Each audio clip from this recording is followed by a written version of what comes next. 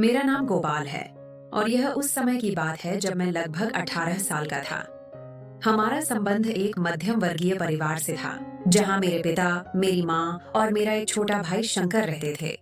हमारे यहाँ रिश्तेदारों का आना जाना बहुत कम था, कभी महीनों या साल बाद ही कोई चक्कर लगाता। हमारे घर के बिल्कुल बराबर में एक छोटा सा घर था, जिसके आंगन में एक घना बरगद का पेड़ साया फगन था और उस घर में एक माँ, राधा देवी और उसके 2 बच्चे रहते थे। एक बेटी हिनाया, जिसकी उम्र 14 साल थी, और एक 10 साल का बेटा किशन। मेरे पिताजी काम के सिलसिले में शहर से बाहर रहते थे और हफ्ते में 1 या 2 दिन ही घर आते थे। 12वीं कक्षा की परीक्षा देने के बाद मैं खाली था, तो मैंने कुछ ट्यूशन पढ़ाने का इरादा किया। जल्द ही मैंने आसपास के घरों में बच्चों को पढ़ाना शुरू कर दिया। मेरी मेहनत और लगन रंग लाई और कुछ ही समय में हमारे घर के हालात बेहतर होने लगे, क्योंकि मुझे काफी अच्छी होम ट्यूशन्स मिल गई थीं और जिनसे मुझे अच्छे खासे पैसे मिलना शुरू हो गए थे। लगभग 2 साल बीत गए और मेरा ग्रेजुएशन पूरा होने वाला था। एक दिन जब मैं घर लौटा तो बराबर वाले दरवाजे पर मुझे हिनाया दिखाई दी। वैसे तो यह कोई अनोखी बात नहीं थी, लेकिन उस दिन मैं उसे देखता ही रह गया। वह अब 16 साल की हो चुकी थी और उसके कपड़े उसके शरीर से चिपके हुए थे। मेरी नजरें समझते ही वह कुछ शर्मिंदा हुई और बोली, अरे गोपाल भैया, माँ जी आपके घर बैठी हैं काफी देर से, क्या आप उन्हें भेज देंगे? मैं बोला, हाँ हाँ, क्यों नहीं, अभी भेजता हूँ। ये कहते हुए मैं घर में दाखिल हुआ। हिनाया की माँ राधा देवी माँ जी से बातें कर रही थीं। मुझे देखते ही बोली, अभी तो तुम्हारा ही जिक्र हो रहा था। दरअसल हिनाया के 9वीं के इम्तिहान होने वाले हैं और वह तुम्हारे अलावा कहीं और नहीं पढ़ती। क्या तुम उसकी कुछ मदद कर दोगे? मैंने कहा, क्यों नहीं देवी जी, आप मुझे कुछ दिन दें, मैं अपनी टाइम टेबल सेट करके फिर आपको बताता हूँ। मैंने माँ जी को बताया कि हिनाया उन्हें बुला रही है, तो उन्होंने कहा, ठीक है। फिर मैं नहा धोकर तैयार हुआ और अपनी ट्यूशन के लिए निकल गया।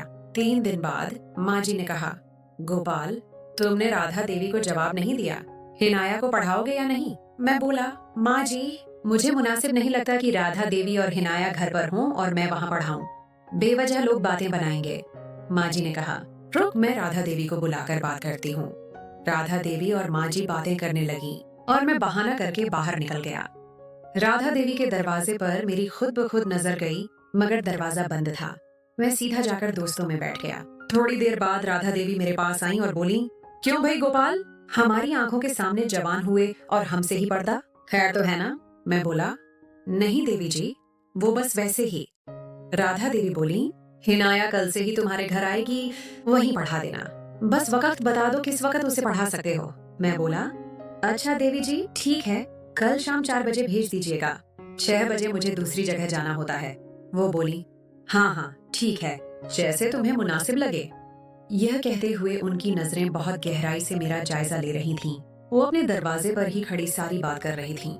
मैं इजाजत लेकर अपने घर आ गया। दूसरे दिन हिनाया सर पर पूरी तरह दुपट्टा लिए मेरे सामने बैठी थी। दूसरे कमरे में माँ जी और राधा देवी बातें कर रही थीं। हिनाया पढ़ाई में अच्छी थी, उस पर ज्यादा मेहनत की जरूरत नहीं थी। कुछ दिनों में वह काफी बेतकल्लुफ हो गई। बस 1 ही महीना बाकी था उसके इम्तिहानों में। अनजान लिफाफा और 11 बजे का रहस्य। 1 महीना बीत चुका था।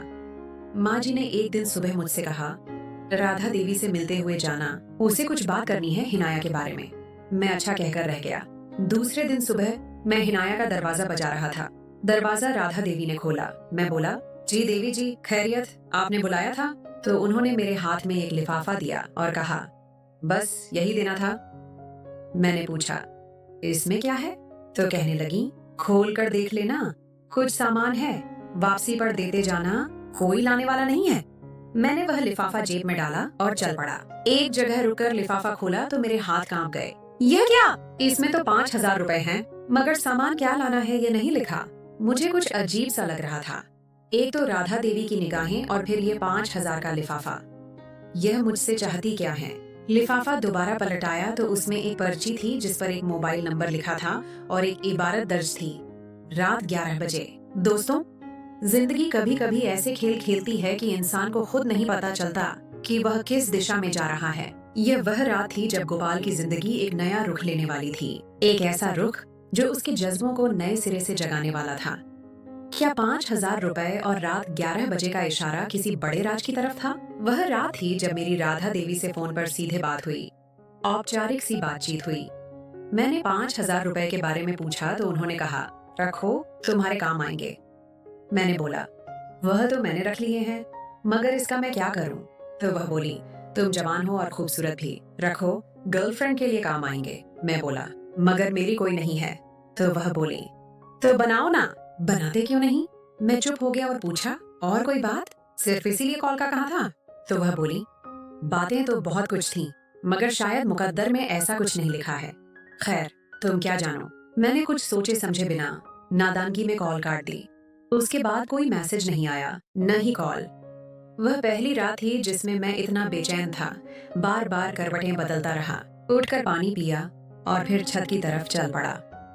सीढ़ियां चढ़ते हुए मैं आसमान की तरफ देखने लगा। ऊपर पहुंचकर मुझे महसूस हुआ कि बराबर वाली छत पर से कोई मुझे देख रहा है, मगर कौन? खैर, मैंने जानने की कोशिश भी नहीं की और कुछ देर बाद वापस नीचे आ गया। कुछ दिन वैसे ही गुजर गए जिसमें कुछ खास न हुआ। फिर एक दिन रविवार को मैं घर पर था कि राधा देवी भागी हुई आई। इलाके में किसी का इंतकाल हो गया था। माँ जी भी फौरन उनके साथ ही चल पड़ी और जाते हुए राधा देवी बोली, गोपाल, घर का ध्यान रखना, हिनाया अकेली है। मैं बोला, अच्छा ठीक है, मगर मुझे समझ ही नहीं आ रहा था कि ध्यान कैसे रखूं। मुझे करने को कुछ समझ ना आया तो मैं उठकर छत पर चला गया ताकि वहाँ से गली का भी ध्यान रहे। मैं आंखें बंद किए लंबी लंबी सांसें ले रहा था कि मुझे कुछ आवाजें सुनाई दी। श्श की आवाज पर बाहर झांका तो कोई नजर न आया, मगर फौरन नजर हिनाया की छत पर गई तो देखा वह मुझे इशारा कर रही थी। मैंने पूछा, क्या हुआ? यह क्या हरकत है? तो वह डर गई, बोली, सॉरी गोपाल भैया, बोर हो रही थी तो ऊपर आ गई। सॉरी सॉरी, मैं नीचे जा रही हूँ। यह कहकर बिना मेरी तरफ देखे वह फौरन नीचे चली गई। मुझे अफसोस हुआ कि ऐसे नहीं डांटना चाहिए था। मैं भी नीचे आ गया और ये बात यहीं खत्म हो गई। दूसरे दिन हिनाया आई और सामान्य से हटकर जबान की जगह सिर्फ इशारे से सलाम करके बैठ गई। मैं उसकी तरफ देखकर हंसने लगा ताकि उसका मूड बेहतर हो जाए। मैं बोला, हिनाया, क्या हुआ था कल तुम्हें? वह घबरा कर बोली, ओहो, मैंने सॉरी कर तो ली थी। तो मैंने कहा, अच्छा, मुझे यह बता दो कि तुमने कहना क्या था मुझसे? वह बोली, कहना तो बहुत कुछ है, वक्त के साथ साथ सब कह दूंगी। मुझे अब उससे बात करके मजा आने लगा। तो मैंने कहा, वह वक्त कब आएगा? तो वह बोली, ये तो मेरी किस्मत पर है कब खुलती है। तो मैंने कहा, किस्मत को खोलने के लिए तुम कुछ करोगी या खुद से खुलने का इंतजार करोगी? तो वह बोली, मैं खुद से कोशिश तो करूंगी लेकिन डर लगता है। तो मैंने कहा, किससे? तो वह बोली, आपसे। यह कहकर वह फौरन अपना बैग उठाकर निकल गई। किस्मत का खेल बड़ा निराला होता है। कभी यह खुद को छुपाती है तो कभी किसी के दिल में हलचल मचा देती है। हिनाया के दिल में भी कुछ ऐसा ही हो रहा था। लेकिन क्या गोपाल को उसके इशारों की गहराई समझ आ पाएगी? और क्या वह खुद को इस दलदल में उतरने से रोक पाएगा? स्मार्टफोन की फरमाइश और एक नया मोड़। हिनाया अपनी माँ से बोली, गोपाल भैया से पूछ लें, मोबाइल फोन कितना जरूरी हो गया है अब पढ़ाई के लिए? राधा देवी बोली, मेरे पास तो है, उससे कर लिया करो। हिनाया बोली, नहीं माँ जी, मुझे स्मार्टफोन ही चाहिए। राधा देवी बोली, अच्छा, मैं खुद गोपाल से बात करूंगी। तो इस पर हिनाया बोली, जी माँ जी, ठीक है। ये सारी बात बताते हुए हिनाया मुझसे बोली, प्लीज अब माँ जी से मेरे मोबाइल फोन की सिफारिश कर दें। तो मैंने कहा, मगर हिनाया, मैं क्यों कहूँ? वह बोली, प्लीज गोपाल भैया, माँ जी आपके कहने पर मान जाएंगी। मैं बोला, अच्छा ठीक है, मैं कह दूंगा। अब खुश? तो वह बोली, जी जी, बहुत खुश। हिनाया की छुट्टी के वक्त राधा देवी भी आ गईं और बोली, गोपाल, यह मोबाइल फोन का कह रही है, क्या बहुत जरूरी है? तो मैंने कहा, जी देवी जी, जरूरी तो है, अब काफी चीजों के लिए इंटरनेट की जरूरत होती है। तो राधा देवी बोली, अच्छा ठीक है, मैं दिलवा दूंगी। 4 दिन बाद रात में मैं छत पर लेटा था। मुझे कोई आहट महसूस हुई। बाहर झांका तो दरवाजे पर कोई जाता हुआ महसूस हुआ। उसी वक्त राधा देवी के दरवाजे के बंद होने की आवाज आई। मुझे कुछ अजीब सा महसूस हुआ। फिर मैं सोचने लगा, कौन हो सकता है? हिनाया के साथ? ओह, राधा देवी के साथ। राधा देवी का मुझसे खुलकर बात करना, अक्सर हिनाया का कनाखियों से मुझे देखना। मुझे लगा कि मुझे अब थोड़ा ध्यान देना चाहिए कि अगर यह मुझसे कुछ चाहती है तो आखिर क्या चाहती है। अब मेरे जज्बातों में इन दोनों के लिए कुछ बदलाव आना शुरू हो गए थे, मगर मैंने सोच लिया था, अब जब भी मुझे ऐसा कुछ महसूस हुआ, मैं उसका फायदा जरूर उठाऊंगा। जाहिर है, कोई बाहर का आदमी जब उनके घर आकर ऐसा कुछ कर सकता है तो फिर मैं क्यों नहीं? ये वह रात थी जिसने मेरे जज्बात, मेरी सोच बदल कर मेरे अंदर एक उत्तेजना पैदा कर दी। आखिर कब तक हिनाया मेरे करीब बैठकर मुझे उकसाती रहेगी। कभी हिनाया के इतना करीब बैठने पर उसके जिस्म को देखकर, उसका हाथ पकड़कर भी मेरी फीलिंग यकायक बदल गई थी। अब मैं कुछ चाहता था, कुछ नया, कुछ अच्छा, कुछ मजेदार, कुछ अनोखा। यही सब सोचते सोचते दोबारा लंबी सांस लेने लगा कि अचानक मुझे एक आवाज आई। मैंने हिनाया की छत की तरफ देखा तो वह राधा देवी थी, जो शायद किसी बिल्ली को भगा रही थी, शायद मुझे संबोधित करना चाह रही थी। मैं जल्दी पीछे मुड़ा और पलटकर न देखा। हिनाया के 2 पेपर बाकी थे। वह रात में थोड़ी देर के लिए मेरे घर आने लगी ताकि जो कुछ समझ न आए वह समझ सके। एक रात उसके जाने के बाद किसी अनजान नंबर से मैसेज आया, कैसे हैं आप? मैं बोला, मैं ठीक, आप कौन? तो वह बोली, बस खैरियत पूछनी थी आपकी। वैसे क्या कर रहे हैं आप? मैं बोला, मैं कुछ भी करूं भाई, आपको कौन? तो वह बोली, भाई ना बोलो, मैं किसी की बहन नहीं। मैं बोला, अच्छा तो बताओ बहन, क्या मदद कर सकता हूँ मैं आपकी? तो वह बोली, फिलहाल तो बहन न बोलो, बाकी जो जी में आए कह दो। मैंने कॉल की तो फौरन लाइन काट दी। मैंने पूछा, क्या मुसीबत है? तो वह बोली, मुसीबत तो परेशान करती है और मैं तो आपकी चाहती हूँ। यह कहकर उसने कहा, एक स्टोरी भेज रही हूँ, छत पर फारिग होते हो पढ़ लेना। छत का नाम सुनते ही मेरे जहन में हिनाया का ख्याल आया। पल भर में दूसरा सवाल यह आया, राधा देवी भी तो हो सकती हैं, लेकिन यह दोनों में से कोई भी हो, इतना क्यों घुमा रही हैं? मैं उसी वक्त छत पर चला गया। छत पर एक रहस्यमय वीडियो और हिनाया का राज। कुछ देर बाद मेरे फोन पर किसी लड़की की वीडियो आई जो शायद उसने पूरा तैयार होकर बनाई थी, जिसमें वह बहुत खूबसूरत लग रही थी। मैं इस वीडियो को देखने में मगन था जो सिर्फ 5 मिनट की थी, मगर मैंने अब तीसरी बार प्ले की थी।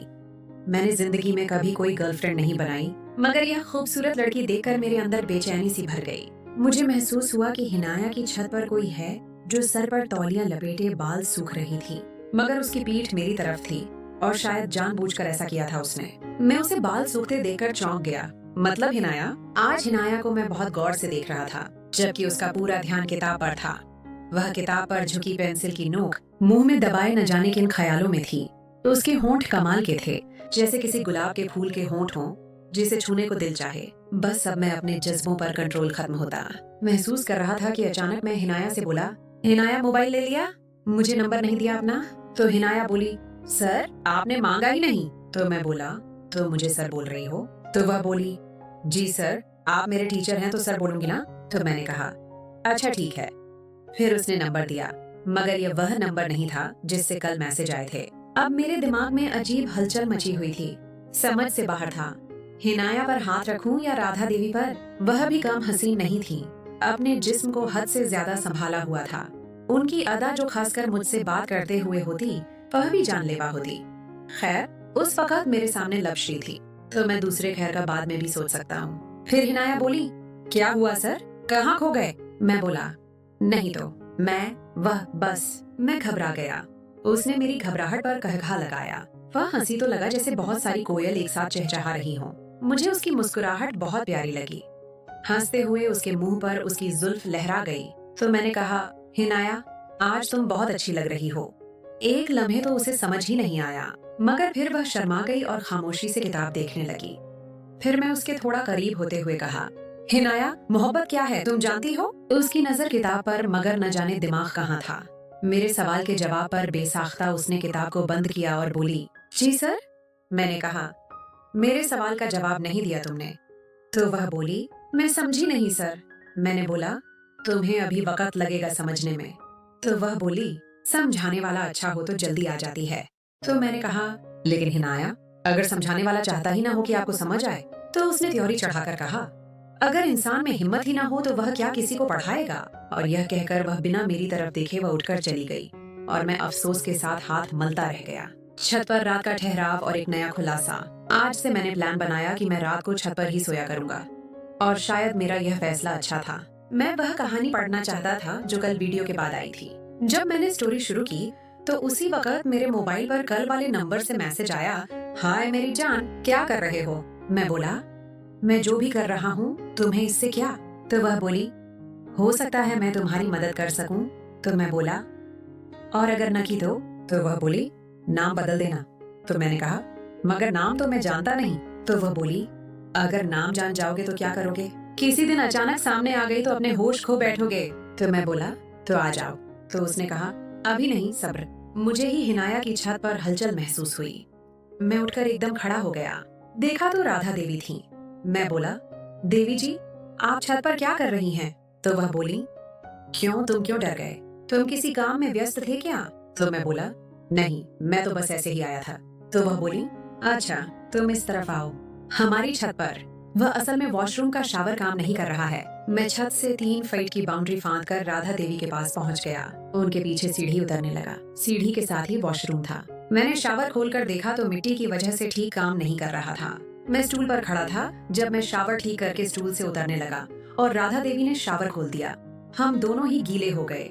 राधा देवी बोली, सॉरी गोपाल, मैं तो शावर चेक कर रही थी। मैंने कहा, कोई बात नहीं। मुझे अब सब अजीब लग रहा था। मैं वापस छत की तरफ भागा, अपना मोबाइल उठाकर वापस अपने घर आ गया। नीचे आते ही सबसे पहले मैं ताज़ा होने चला गया। अगले दिन मैं हिनाया को पढ़ा रहा था। हिनाया बोली, सर, मेरे बराबर वाले घर में मेरी एक दोस्त है और वह चाहती है कि इम्तिहान तक आप उसे पढ़ा दें। फीस का कोई मसला नहीं, मगर वह चाहती है कि आप ही उसे पढ़ा दें। तो मैंने कहा, अच्छा, उसे बता देना 2000 रुपए लूंगा और पूरी कोशिश करूंगा, बाकी मेहनत उसे करनी पड़ेगी। हिनाया बोली, ठीक है सर, मगर मेहनत तो मैं भी बहुत करती हूँ, मगर हासिल कुछ नहीं हुआ। अब वह मुझसे थोड़ा दूर होकर बैठ गई। मैंने वजह पूछी तो कहने लगी, सब समझ आ जाएगी, थोड़ा हौसला कीजिए। मैं उसकी इस चालाकी पर हैरान हो गया, क्योंकि माँ जी अचानक अभी आ जाई तो हिनाया मुझसे दूर बैठी थी। मैं बोला, खूबसूरत हो, इससे ज्यादा चालाक भी। तो वह बोली, चालाकी का तो मुझे पता है, मेरी खूबसूरती का आप मुझे बताएंगी? इतने में माँ जी कमरे में दाखिल हुई और बिना हिले हिनाया ने ध्यान किताब पर ही रखा। माँ जी बोली, बेटा, कुछ चाहिए तो नहीं? मैं राधा देवी के साथ बाजार जा रही हूँ सब्जी लेने। मैं बोला, नहीं माँ जी, आप जाइए, मैं भी हिनाया को छुट्टी दे दूं, मुझे जाना है। माँ जी बोली, कोई नहीं, जब तक मैं न आ जाऊं इसे यहीं रखो, इसकी माँ भी ताला लगाकर जाएंगी। मैं बोला, अच्छा माँ जी, आप जाइए मगर जल्दी आ जाए। वह बोली, अच्छा, और निकल गई। अभी थोड़ी ही देर हुई थी कि फिर से दरवाजा बजने लगा। दरवाजा बज रहा था। मेरा खून खौलने लगा। मैंने दरवाजा खोला तो कोई खातून थी। बोली, बेटा, माँ जी घर पर हैं? मैं बोला, नहीं, आने वाली हैं, बाजार गई हैं, कुछ देर में आ जाएंगी। वह बोली, अच्छा, मैं बाद में आती हूँ। किरण का प्रवेश और क्रिकेट की पिच का राज। अगले दिन हिनाया की दोस्त हिनाया के साथ आई। वह एक बला की हसीन लड़की थी। उसका हुस्न और शबाब कमाल का था। मैं उसके हुस्न में खोया था। वह बोली, सर, तो आपने लड़की कभी देखी नहीं, या मुझ में कुछ ऐसा है जो शायद किसी में नहीं? मैं उसकी बात को नजरअंदाज करके बोला, नाम क्या है तुम्हारा? वह बोली, किरण कहते हैं, उम्र 22 साल, 2 साल से मैट्रिक में फेल हो रही हूँ। अब आपका इम्तिहान है कि मुझे पास करवाते हैं या नहीं? मैं उसकी बेबाकी पर हैरान इसलिए भी नहीं था क्योंकि उसका लहजा, उसका जिस्म उसकी साफगोई ये जाहिर कर रही थी कि वह एक मंजी हुई खिलाड़ी है। इतनी बातों के दौरान हिनाया एक लफ्ज न बोली। न जाने वह खामोश रहकर किरण पर क्या साबित करना चाहती थी। मैं बोला, देखिए किरण, मेरा काम है आपको पढ़ाना, समझाना और इम्तिहान के हवाले से गाइड करना। अब इस पर अमल करना, समझना, पढ़ना, ये तो आपका काम है। वह बोली, जी बिल्कुल गोपाल। हिनाया ने अपनी खामोशी तोड़ी। मैं बोला, जी बोले। वह बोली, क्रिकेट पर निबंध में क्या लिखूं? मुझे तो क्रिकेट का कुछ पता ही नहीं। मैंने कहा, अच्छा, मैं विषय बना दूंगा, उसे याद कर लेना। तो वह बोली, ठीक है। फिर किरण बोली, अरे बाबरी, मैंने क्रिकेट बहुत देखी है। सुनो, स्टेडियम में 4-5 पिच होती हैं। तो इस पर हिनाया बोली, 4-5 क्यों? जब खेलना एक पर ही हो। तो फिर किरण बोली, अरे भाई, वो प्रैक्टिस के लिए होती है, मगर असली मैच वाली पिच पर प्रैक्टिस नहीं होती। उसे तो मैच से पहले काफी सेट किया जाता है ताकि खिलाड़ी जमकर खेल सके। मैं किरण की बातों की गहराई तक पहुंच गया, मगर हिनाया के बेतुके सवाल पर कहीं ऐसा तो नहीं यह इन दोनों की चाल हो? मगर क्यों? हिनाया क्यों किसी से अपना राज शेयर करेगी? मेरा शक फिलहाल शक ही था। फिर किरण बोली, अब अगर आपके पास 2-3 पिच हों, तो आप उनमें से 2 तो रोज प्रैक्टिस करेंगे, मगर जिस पर मैच खेलना है उसे हमेशा संभाल कर इस्तेमाल करेंगे। क्यों गोपाल सर? मैंने गलत कहा? अब उसकी बात का जवाब देना जरूरी हो गया था। मैं बोला, जब एक पिच पर हर खिलाड़ी अपने अंदाज से बैटिंग करे तो पिच का सत्यानाश हो जाता है। पिच चाहे प्रैक्टिस की हो, उस पर एक ही खिलाड़ी प्रैक्टिस करे तो पिच अच्छी चलती है। क्यों किरण? मैंने गलत कहा? फिर मैं उन दोनों को मैच समझाने लगा। छत पर जाना अब मेरी दिनचर्या बन चुकी थी। मगर राधा देवी का दीदार नहीं हुआ और उस गलत नंबर से रोज रात में कोई वीडियो बतौर स्टोरी आ जाती। मैं रिप्लाई करता कि तुम हो कौन, मगर वह अपनी पहचान हमेशा छुपाती रही। मैं उसकी भेजी हुई वीडियो देख रहा था कि राधा देवी अपनी छत की बाउंड्री तक आकर आहिस्ता से आवाज दें, कैसे हो गोपाल? मैं बोला, ठीक देवी जी। फिर 2-4 बातें करके राधा देवी चली गईं। मैंने अपना मोबाइल उठाया तो उसी नंबर से मैसेज आया हुआ था। मैंने बस एक जवाब दिया, अगर मुझसे कुछ चाहती हो तो अपनी पहचान करवाओ, यूं अजनबी बनकर मैसेज न करो। फिर उसका जवाब नहीं आया, शायद सो गई होगी। मैं भी फिर हसीन सपनों में खो गया। सुबह माँ जी ने कहा, राधा देवी तुम्हारे पढ़ाने से बहुत खुश है, फीस के पैसे दे रही थी। मैंने कहा तुम उसे ही देना। मैंने कहा अच्छा। माँ जी बोली, वह कहकर गई हैं गोपाल से कहना मेरे से मिलता हुआ जाए। मैंने कहा अच्छा, और फिर बाहर निकलकर उनका दरवाजा बजाया तो राधा देवी ने ही दरवाजा खोला और बोली, आ जाओ, तुमसे क्या पर्दा? मैं आंखें दिखाता हुआ बोला, माँ जी ने कहा था कि आपसे मिलता हुआ जाऊं। फिर कुछ मुझे देते हुए बोली, गोपाल वैसे तो ये कोई मायने नहीं रखते, मगर मेरी तरफ से कुछ ले लेना। और हाँ, इसमें हिनाया की फीस भी है, 1000 रुपए। और फिर दरवाजा बंद कर लिया। मैं पैसे गिने बिना जेब में रखकर चल पड़ा। इस बार 6000 रुपए थे। 1000 हिनाया की फीस और 5000 का नोट पड़ा था। किरण की बेबाकी और छिपे हुए इशारे। अगले दिन हिनाया कहीं बाहर गई हुई थी। ट्यूशन भी देर से आने का कहकर गई थी। मैं घर पर अकेला था। छत पर जाकर भी क्या करता। माँ जी बाजार जा रही थी। जब वह चली गई तो मैं टीवी देखने कमरे में चला गया। मैं टीवी देख रहा था कि मुझे महसूस हुआ कि कोई आया है, मगर कौन? जल्दी से कमरे से बाहर निकला तो किरण पीछे हटती दिखाई दी। मैं उससे बोला, यह क्या तरीका है? वह बोली, सॉरी गोपाल सर, दरअसल रोजाना ही ऐसे आती हूँ, आंटी को सलाम करती हुई आती हूँ। आज वह नजर नहीं आई तो मैं सीधी अंदर आ गई, लेकिन आज शायद आप व्यस्त हैं, मैं चलती हूँ। फिर मैंने कहा, नहीं रुको, अब आ गई हो तो बैठो, कल तुम्हारा पेपर है। मैं समझा तुम हिनाया के साथ आओगी। फिर वह बोली, असल में मुझ पर ज्यादा मेहनत नहीं करनी पड़ेगी आपको। मैं बोला, क्या मतलब? तो वह बोली, मेरा मतलब सर, मुझे इस बार इम्तिहान में कामयाब होना है। मैं खुद जी जान से पढ़ रही हूँ, कुछ सवाल समझ लूंगी। तो बोली, सर आप रिलैक्स हो जाए पहले, हम बाद में पढ़ लेंगे।